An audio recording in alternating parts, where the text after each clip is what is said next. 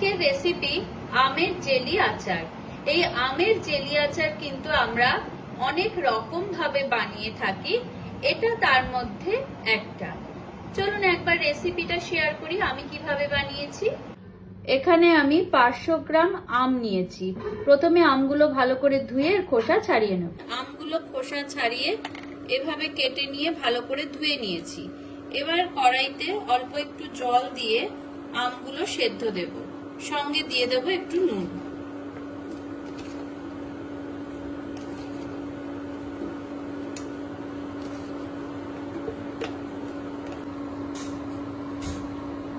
এবার এই আমে একটুখানি নুন দিয়ে দিলাম, দিয়ে ঢাকা দিয়ে দিচ্ছি, আমটা সেদ্ধ হবে।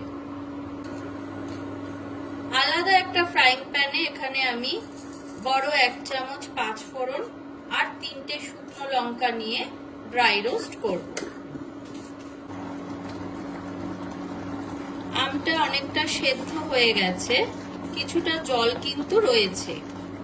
ঠিক এই অবস্থায় আমি এখানে দিয়ে দিচ্ছি 1 কাপ চিনি।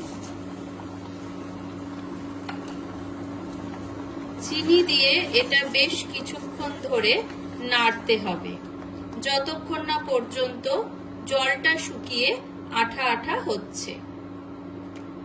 এবারে এই চাটনিটা পুরো রেডি হয়ে গেছে। এবার যতটা গুঁড়ো মশলা করে রেখেছিলাম পুরোটা এখানে দিয়ে দিচ্ছি। পুরো মশলাটা দেওয়ার পর ভালো করে একবার নেড়ে দিলাম। এবার গ্যাস অফ করে দিচ্ছি।